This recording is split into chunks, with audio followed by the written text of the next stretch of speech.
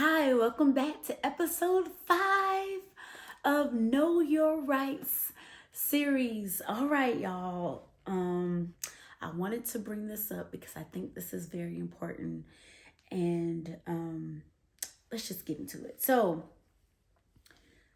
there's a section about procedures when disciplining children with disabilities. This is very important, so pay attention if your child has behaviors. If you have a child that has ADHD, this is the video for you. Okay, so in the state of Georgia, the parental right up under procedures when disciplining children with disabilities, school personnel may, for not more than 10 school days in a row, remove a child with a disability who violates the code of student conduct from his or her current placement to an appropriate interim alternative education setting, another setting, or suspension without consulting the student's IEP.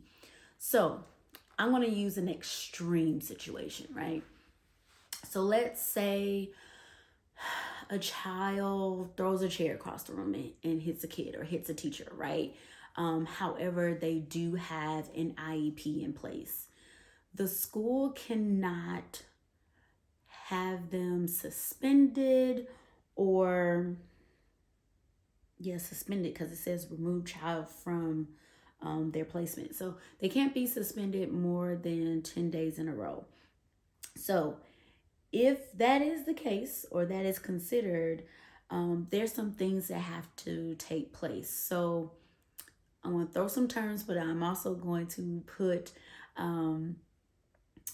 the definition and some links in the caption.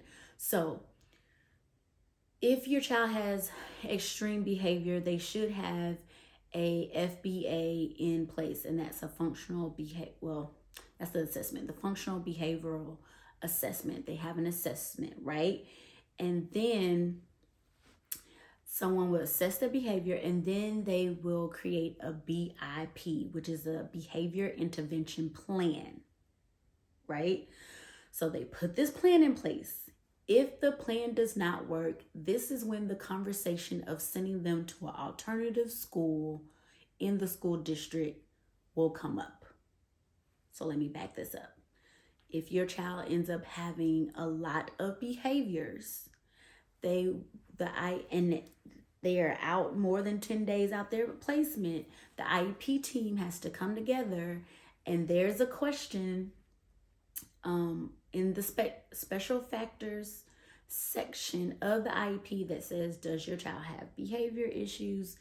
And if it's a yes, then there's some other things we have to put in place and check mark, which is the FBA, the functional behavior assessment. They have to be assessed by behavior person or team. And then we have to put in a BIP, which is behavior intervention plan. Now, for all of my parents out here, here's where you pull out your notepad and take notes. I really can't stand when teachers send notes home or write in kids' planners. The kid was off task, especially for my ADHD kids. The kid was off task, or the child didn't want to participate. Here's something you need to remember and put it in the recesses of your brain so it can marinate and be in your skin. When the teacher does that, I need you to ask them, when does it happen? Or you need to let them know, when my child is acting up or not doing something, I need you to tell me when. Is it during math? Is it after recess? Is it after lunch? It's during math time. When is math time? Right? Especially for my kiddos out there that are on medication, this is really important. If a teacher just tells you, hey, they're off focus, they're not focused during math, or they're not focused during science. Okay, but when is that? Is it at the beginning? Is it at the end? Is it when you are doing whole class learning, or is it when you have your small group in the corner? Like, when does it happen? Because 9 times out of 10, y'all, when kids act up, it's going to be at the exact same time. So if you have a kid that is acting up or not focusing, doing a specific subject, then they might need extra services or extra support in that subject. In my experience, when kids are having a tantrum, when kids are they're not focused, or it's a challenge for them to focus, but more specifically when they just, I call it off their rocker, they're going to do it at the same time. At the same time for the same subject. Because here's the thing, it is better to act out and get in trouble than for them to struggle in class and their peers to find out that they're struggling. I'm going to say that again. In a kid's brain, it is better to act out and get in trouble than let their peers know that they're struggling with reading or they're struggling with math. Okay? And this is very important, especially for boys. Boys will do this more often than girls. And also, too, we have to advocate for how our kids learn. I can talk forever about that.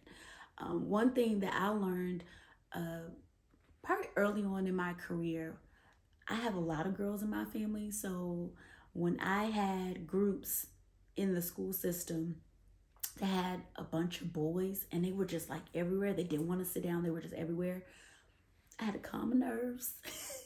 And I finally told them, we're not going to play in the seat. Either we're going to stand or we're going to sit, but we can't do both. And some of the boys decided to stand. And my only rule or a policy was that, okay, if you can do your work standing and that's how comfortable, and you feel comfortable standing the whole 30 minutes, our sessions ain't that long, 30 minutes, I'm cool with it. Now, it might be challenging for some classroom teachers to do that. However, if that's how our kids learn best, or that gets the wiggles out of them, let them stand. And let me tell you, some of them after a while got tired and then they sat down and didn't have the wiggles, all right? So make sure that you advocate for your child and have that conversation with the teacher to see if they are able to accommodate your child's learning style and just how they are, okay?